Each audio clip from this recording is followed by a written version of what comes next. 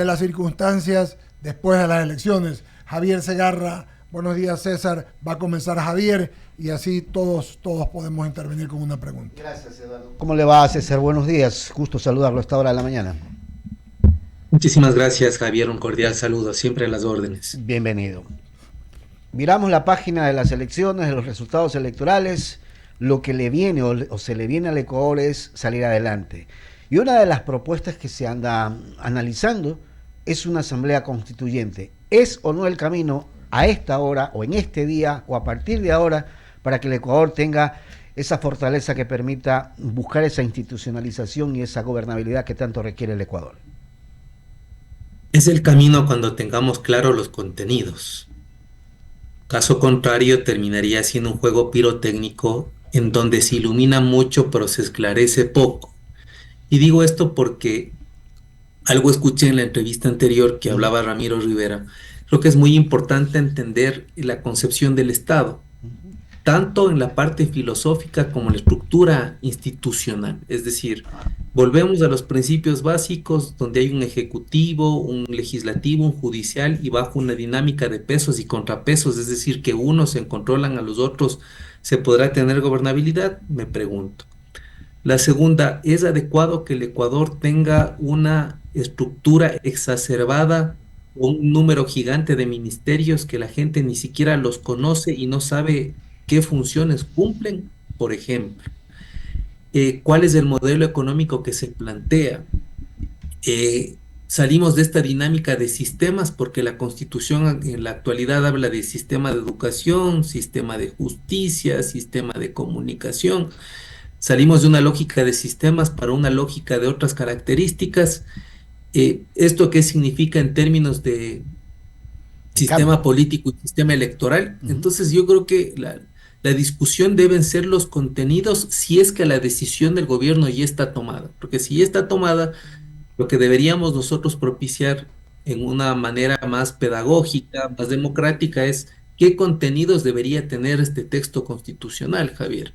Sin duda, porque si no volvemos a caer a lo mismo y simplemente quedará como una teoría de cambio, pero no una realidad que permita esa profundidad en el remesón que necesita el Ecuador. Porque además históricamente nosotros hemos evidenciado que las constituciones están hechas a la medida de la coyuntura, por no decir que son un traje hecho a la medida de quien gobierna. Claro. Y digo coyuntura porque hay una lógica de reconfiguración del poder. Ahora hemos visto, ¿no es cierto?, un presidente que gana de manera holgada las elecciones, pero no necesariamente tiene la misma relación con el legislativo, en donde con mucha probabilidad tenga varias dificultades por la composición numérica casi polarizada que existe en la Asamblea. Entonces, creo que hay que discutir los contenidos con mucha cautela. Creo que todos estamos conscientes, por ejemplo, de algunas cosas. Es inadmisible que en un país de 18 millones de ecuatorianos exista cerca de 300 organizaciones políticas habilitadas para contiendas locales y seccionales. Esto no puede suceder. Es inadmisible que en un país bajo las características que he mencionado se presenten en una primera vuelta electoral 16 binomios. Es inadmisible que el 70% de los recursos que entregue el Consejo Nacional Electoral a las organizaciones políticas sean para capacitación y no exista renovación de cuadros en las organizaciones políticas, por mencionar algunas cosas que son de conocimiento públicas. Entonces, ¿cuáles son los contenidos que el presidente quiere capitalizar sobre la base de una victoria holgada en estos días, ¿no? Entonces, yo creo que la discusión es ¿qué Ecuador queremos? Propuestas hay, por cierto. Claro. Propuestas se han venido discutiendo en los últimos 10 años con mucha agilidad. Yo recuerdo 5 o 6 propuestas muy claras. Entonces yo creo que no hay escasez de propuestas, sino más bien cuál es la definición o cuáles de esas propuestas finalmente se van a utilizar en esta nueva propuesta. César, le voy a dar paso a Cecilia Druet para que continúe con el diálogo. Le mando un abrazo, gracias de mi parte. Muchas gracias, Javier. No, a usted. César, qué gusto saludarlo, buenos días. Mi pregunta es con relación a esta gran diferencia que creo que nadie podía anticipar. Hoy tenemos un presidente que ha sido elegido con una victoria importante, cuando en primera vuelta él tuvo el 44.17% y González tuvo el 43.97%. ¿A qué cree que se deba esta diferencia? Bueno, creo que la desorientación en la opinión pública viene de la mano con un conjunto de encuestas que en vez de darnos señales, más bien perturbaron los ánimos. Yo incluso haría una encuesta a los mismos encuestadores para saber cuál de ellos se acercó mínimamente al resultado que pronosticaron. Algunos ya han comenzado a decir que está dentro del margen de error, que hay el voto oculto, que hay el voto vergonzante, pero en definitiva lo que nosotros tenemos es que quienes hacemos análisis, quienes estamos tomándole el pulso a la política todos los días, no contamos con herramientas lo suficientemente confiables y técnicamente sólidas como para entender lo que sucede. Y eso es algo que habrá que poner en discusión. En segundo lugar, yo creo que la votación expresa algo que ya por tercera vez consecutiva, ahora con mayor proporción, la gente ha dicho, es que no quiere el populismo autoritario, hay un rechazo a la impunidad, hay una resistencia a la agenda de probables indultos, pero además hay algo que a mí poderosamente me llamó la atención. Si la candidata perdedora se expresa en los términos que fueron públicos en el sentido de hablar de fraude, no quiero imaginarme qué hubiese sucedido si esa candidata ganaba.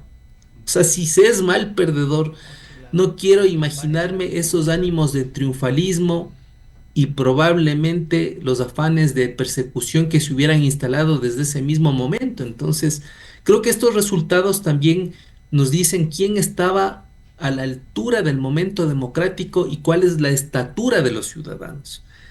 Creo que este resultado nos hace reflexionar sobre un tema muy importante, y es que en una época en el mundo que se menosprecia la vejez, que todo el mundo quiere mantenerse joven, fitness, que casi es mala palabra decir la edad, creo que los adultos mayores nos enseñaron que la sabiduría, que la experiencia, que los afanes democráticos, que el compromiso cívico está por sobre cualquier cliché que no nos ha llevado y no nos ha conducido a nada en los últimos años. Perfecto, mi querido César, gusto de saludarlo, buenos días, ¿cómo le va? Un gusto de verlo. Coincido plenamente con usted. Tengo que decir también, y no sé si vamos a coincidir en esto o no, que sucedieron dos cosas cuando hablamos de la elección. Mucha gente no ha tomado en consideración lo que digo. Existían dos antis, el anticorreísmo y hubo un grupo que era el antigobierno, anti-Noboa. Pero eso sucedió en la primera vuelta, donde pasaron cosas que no entendemos todavía. Porque ayer que entrevistaba a un dueño de una encuestadora, me decía que 200.000 votos que estuvieron en la primera vuelta con la señora de la lista 5 no estuvieron en la segunda, sino estuvieron con el presidente.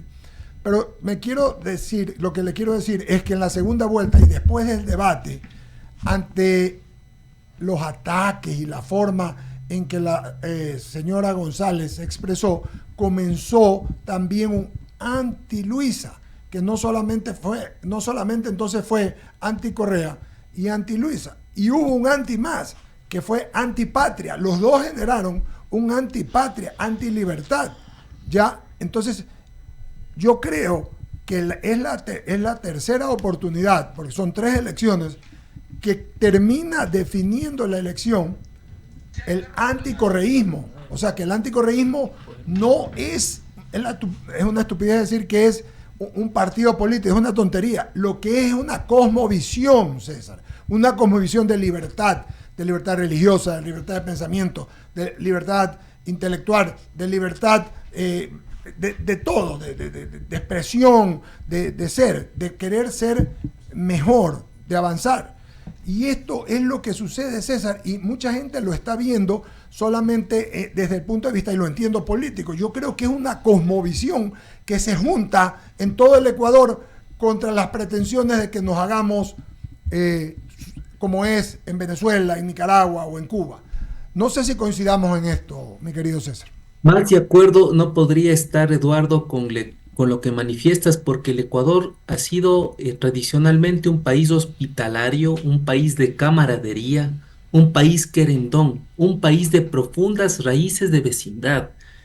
Y cuando vienen estos discursos autoritarios, estos discursos de mafiosos, de bandas, cuando viene la gente a ocultarse en los alias, eh, comenzamos a rechazarnos, comenzamos a sentir incómodos. Es como cuando alguien asiste a un espacio y se siente incómodo, lo que quiere es salirse de ese espacio. Correcto. Entonces, a mi modo de ver, lo que sucedió fue un rechazo que no expresa, por cierto, la afinidad a ninguna corriente partidista, porque en el Ecuador, a mi modo de ver, no hay partidos políticos. Correctísimo. Tampoco es una corriente ideológica, porque no es un tema de izquierdas y de derechas. Creo que es un tema de identidad. Es un tema de cómo los ecuatorianos a lo largo del tiempo nos hemos reconocido y hemos aprendido a vivir en esta maravillosa diversidad que, por cierto, no ha sido tan explorada ni explotada como en el caso del turismo, por poner un ejemplo. Entonces, creo que una de las grandes tareas que tiene el presidente de la República es un proceso de recomposición del tejido social. Y me refiero a esto porque el Latino Barómetro de las Américas, que es una encuesta que se realiza en 18 países, establece que el Ecuador es el país con mayor desconfianza interpersonal. Terrible. Una de cada 10 personas apenas confía en el otro. Entonces, más allá del tema político, del tema económico, del combate a la inseguridad y al crimen transnacional organizado, si el presidente logra empatía, si el presidente logra que entre ecuatorianos y ecuatorianas volvamos a la esencia, porque nuestra esencia es un país querendón, un país generoso, un país de puertas abiertas. Esto ha sido el Ecuador siempre. Por eso el Ecuador se le decía isla de paz, y esto no es un cliché. Cuando venía un extranjero, viene un extranjero, se queda positivamente alarmado de la generosidad, incluso hasta de la ingenuidad con la que nosotros nos comportamos. Entonces yo creo que estos mensajes, ¿no es cierto?, además que se desclasificaron y amplificaron como los de la Liga Azul, que fíjese, Claro. Eduardo, si entre ellos se tratan como se tratan, ¿cómo nos iban a tratar a quienes posiblemente les hubieran electo como autoridades? O sea, si entre amigos se insultan, se descalifican, se tratan de delincuentes, entonces, ¿cuál era el trato que le iban a dar al elector? Por eso yo digo, en buena hora nosotros escuchamos esta palabra de desconocimiento y de fraude, porque al revés, si hubiesen ganado, inmediatamente comenzaban las persecuciones. Entonces, creo que el resultado va de la mano con lo que la mayoría del pueblo ecuatoriano quiere, y es un país que, digo, tradicionalmente hemos sido un país de buenas modales, de buenas costumbres, pero sobre todo de respetarnos, de cuidarnos, e incluso en el chiste, en la broma, siempre hemos sido alegres hasta para decirnos las diferencias, pero hemos entrado en un ambiente desde hace muchos años, yo diría opaco, un ambiente bastante nublado, en donde ni entre las familias podíamos a veces conversar. Entonces, en buena hora, ojalá el presidente capitalice esto y haga una recomposición del tejido, Eduardo. César, no puedo estar más de acuerdo en lo que dice, sobre todo por el enfoque sociológico. Efectivamente, este era un país en que confiábamos, primero en la palabra, se hacían negocios con un choque de manos, diciendo sí, yo confío en ti, en tal fecha, y si no podías llamaba, es verdad, eso se ha terminado. Eso del ser querendón es importantísimo, porque era un país que recibía a todo el mundo de puertas abiertas, extranjeros, iba uno a una parte de inmigrantes dentro de nuestro mismo terreno. Mis dos abuelos, los unos del Oro y el otro de Manamí, vinieron y les fue bien, estudiaron, se hicieron aquí, y viceversa, de todas partes. Siempre fue así el Ecuador, y lo mismo en Quito. Los famosos chagras que venían, no de Quito, que venían de fuera y hacían fortuna y hacían, por favor. Entonces, es real lo que usted dice. Ojalá podamos volverle a dar confianza, fe, optimismo, que es lo que no había. El lunes que yo me levanté después de todo el día de trabajo, que hablamos, lo entrevistamos también el día domingo, se sentía el aire diferente, se olía, se respiraba libertad, tranquilidad, paz. Y eso, la paz social, la tranquilidad, la armonía, es lo primero para poder conseguir la confianza, para poder conseguir resultados económicos, políticos o de lo que sea en la vida. Por favor, Jaime Velázquez sigue con César Ulloa con la parte final del diálogo. Gracias, Eduardo. César, un placer tenerlo por acá. Y más allá que yo quería ir a analizar las cifras de los resultados electorales, porque quiero buscar dónde están los 1.200.000 votos que diferencian de la candidata RC5 versus el presidente de la República. Ahora, hay muchos que dicen que Luisa ha perdido votos y que eso nunca se ha visto. Y cuando veo las cifras, es totalmente diferente. Ella tenía 4.510.000 votos en la primera vuelta y hoy tiene 4.670.000 votos. Es decir, creció en 160.000 votos. El tema está en que, si bien es cierto, los votos blancos de 2.70 más o menos, baja a 0.67, significa que ahí hubieron 200 a 250.000 votos que entraron, que no estaban en la primera vuelta. El efecto ISA no fue el 100% hacia Luisa, y el efecto de los otros partidos que son de izquierda tampoco fue el 100% donde Luisa. Por eso le pregunto yo a usted, si bien es cierto, en las provincias donde ganaba Luisa, hoy en día pierde, en el cómputo global, Luisa gana cierto tipo de votación, pero no lo es suficiente. ¿Cómo mira usted el tema, mi querido César? A ver, eso se expresa porque las mismas cifras van a apoyar lo que voy a decir. En las dos últimas elecciones, me refiero a la que gana Guillermo Lasso y luego a la que gana el presidente, el correísmo llegó casi al 48%. Entonces, lo que se alega es que era imposible, según su lectura, según la lectura del correísmo, que no haya llegado por lo menos a lo que las dos elecciones anteriores obtuvieron, que era casi el 48%. Y claro, yo creo que la gente que respaldó en su momento al correísmo pensó que bajo este criterio de juntar a las izquierdas se podía ganar, y hemos visto que más bien su acción fue contraria, fue un golpe devastador. Y yo le voy a decir algo con mucha honestidad, con mucha cautela, después de que ya tenemos los resultados. Era imposible que en ciudades como Quito, en la provincia de Pichincha y en la Sierra Centro, le den el respaldo a Pachacutic. Y le voy a decir por qué.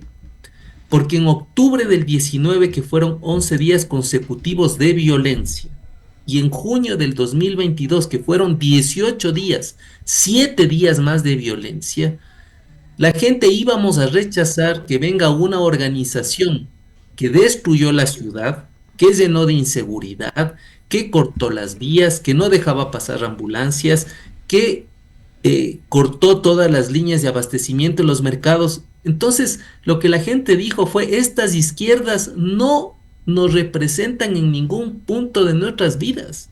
Entonces, lo que sucedió es el epitafio del liderazgo del señor Issa, que por cierto anda desaparecido, incluso desde el día en que firmaron los famosos acuerdos, en donde tuvo que lastimosamente presentarse a través de Zoom, porque la mayoría de dirigentes querían aplicarle justicia indígena. Entonces, estos liderazgos lo que han generado en la sociedad es rechazo, resistencia, pero sobre todo un mensaje contundente. No queremos ciudades destruidas, no queremos días de zozobra, no queremos que esto sea el caldo de cultivo para la inseguridad y la violencia, a tal punto que las provincias de Bolívar, de Chimborazo, de Cotopaxi, de Tungurahua, las de Pichincha, incluso yo me atrevería a decir algunas de la Sierra Norte, donde hay gran población indígena, como la provincia de Imbabura, ni siquiera los propios indígenas votaron por Luisa González, y peor, ni de lejos por Issa o por Churuchumbi. Lamentablemente, estos liderazgos que en su momento eran respetables, como el de Nina Pacari, ¿no es cierto?, como el mismo Lucho Maldonado, como el liderazgo que en su momento tuvieron otros dirigentes con otras orientaciones, estos líderes actuales la han llevado al traste a todo lo que los indígenas en su momento representaron en cuanto a reivindicaciones legítimas, ¿no? Clarísimo, César. Le doy paso a Eduardo Mendoza para la despedida. Querido César, para despedirnos, les mando un abrazo y que tenga una muy buena y bendecida Semana Santa. Nos estamos conversando. Un abrazo. Siempre a sus órdenes. Un gusto, un abrazo. Gusto Muchas de gracias. saludarlo, Buenos días. Muy bien, con ello, compañeros, amigos que nos escuchan y nos ven, compañeros acá del programa, cerramos el programa de hoy, que ha estado matizado por interesantes analistas que hemos entrevistado, como Ramiro Rivera, como el señor Ulloa, etcétera. Así que Dios mediante, nos topamos a la 1:30 en la segunda emisión de Diálogo, y luego en la tarde y noche en el Diálogo de la tarde y en el Diálogo Nocturno. Que tengan ustedes un muy buen día. Un abrazo. Chao.